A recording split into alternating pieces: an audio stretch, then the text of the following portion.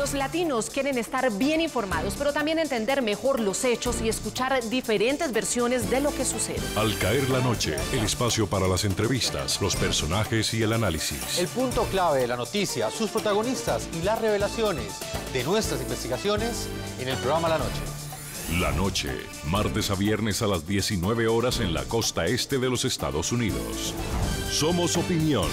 Somos NTN 24. Esta es la noche en el continente americano. Cuando amanece en Europa y cae la tarde en Asia. Así cae la noche en el continente americano y transcurre la mañana y la tarde en el resto del mundo. La Noche, bajo la dirección de Claudia Gurizati. A menos de 5 meses de las elecciones parlamentarias en Venezuela, Nicolás Maduro rechaza la verificación de la OEA. Venezuela no es monitoreada ni será monitoreada por nadie. No sé si tú quieres que tu país sea monitoreado. El nuestro no lo aceptaremos jamás, por nadie. Y yo quiero contar algunas cosas del señor Almagro. A nosotros no nos sorprende la actitud del secretario general de la Organización de Estados Americanos. Es un antivenezolano. Pero el régimen chavista sí avala que UNASUR prepare la misión de acompañamiento electoral. ¿Qué garantías tiene la oposición? Es hora de actuar como la mayoría que somos. Exigimos presencia de observadores electorales calificados desde ya.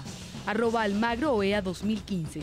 Mientras este debate sigue abierto, Diosdado Cabello, presidente de la Asamblea Nacional, a juicio de críticos del régimen chavista, pretende desviar la atención de la crisis interna que afecta a Venezuela. Diferendo limítrofe con Guyana, ¿es una nueva cortina de humo? Sale el gobierno guyanés de este señor, que es un guerrerista, evidentemente un guerrerista, publicando unos supuestos límites. Es una provocación en verdad, es una provocación para que haya una respuesta de este lado militar. Hoy en el programa La Noche de NTN 24, desde Boston, Carlos Blanco, exministro para la reforma del Estado en Venezuela, y desde Washington, Jaime Aparicio, expresidente del Comité Jurídico Interamericano de la OEA y exjefe de misiones electorales, debaten sobre la decisión del régimen de Nicolás Maduro de no aceptar observadores de la OEA para los comicios legislativos. Analizan la tensión bilateral con Guyana y el impacto político de las cuestionadas medidas del chavismo en medio de la evidente crisis política, social y económica que afronta Venezuela. Comienza La Noche bajo la dirección de Claudia Gurizati.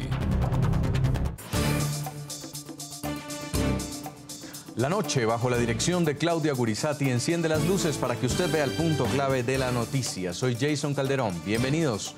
La noticia: el régimen de Nicolás Maduro no solo le cierra las puertas a misiones internacionales que llegan a Caracas con el fin de visitar y verificar la situación de los denominados presos políticos. También cierra las puertas a la posibilidad de recibir observadores de la OEA para los comicios legislativos del 6 de diciembre, cuya presencia fue solicitada ante el secretario general del organismo por el excandidato presidencial opositor Enrique Capriles. El punto clave de la noticia: mientras los dirigentes de oposición exigen la presencia de observadores internacionales que garanticen la transparencia de las elecciones, el régimen de Nicolás Maduro parece tener toda su atención centrada en el conflicto limítrofe que sostiene Venezuela con Guyana. Pese a que el litigio se remonta a la época en que Guyana era una colonia británica, la tensión creció desde que en marzo pasado la petrolera estadounidense ExxonMobil inició exploraciones en aguas que están en disputa bajo autorización del gobierno guyanés. El lío diplomático entre Venezuela y Guyana parece haberse convertido en tema de primer orden para el gobierno de Nicolás Maduro, por encima de la crisis social y política que vive internamente la nación bolivariana. La historia de este diferendo limítrofe cada día suma un capítulo más. Esta vez, por cuenta de las palabras del presidente de la Asamblea Nacional, Diosdado Cabello, quien en una entrevista a un canal local calificó como una provocación que el gobierno de Guyana haya establecido los límites de 3 de sus ríos en el territorio del Esequibo, un área por la que ambos países mantienen una disputa desde hace más de un siglo. Sale el gobierno guyanés de este señor, que es un guerrerista, evidentemente un guerrerista, publicando unos supuestos límites. Es una provocación en verdad, es una provocación para que haya una respuesta de este lado militar. Este documento fue el que desató la dura reacción de Cabello. Se trata de la Gaceta Extraordinaria de Guyana número 1629, en la que se establecen los límites de Guyana en 3 ríos que considera suyos. Es decir, el río de Merara, Berbice y Esequibo, este último, que haría parte de la zona que históricamente se disputan las dos naciones. No puede confundirse el uso de la paz con debilidad. Nosotros para nada vamos a asumir una actitud guerrerista como algunos quisieran, sino una posición muy firme de defensa del territorio venezolano. Esta nueva reacción del gobierno venezolano se presenta solo horas después de que el presidente Nicolás Maduro denunciara ante la ONU lo que también llamó una provocación del presidente de Guyana por el conflicto territorial.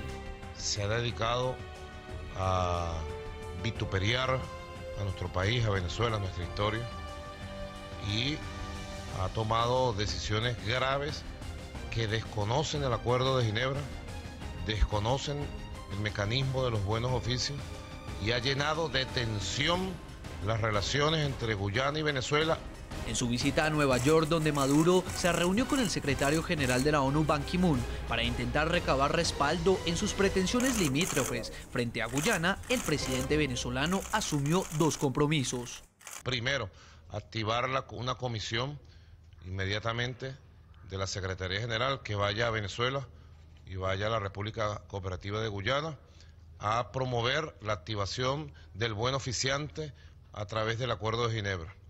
Y en segundo lugar, bueno, que todo esto nos pudiera conducir en septiembre, cuando se estén cumpliendo los 70 años de Naciones Unidas, a una posible reunión entre el presidente de Guyana y el presidente de Venezuela.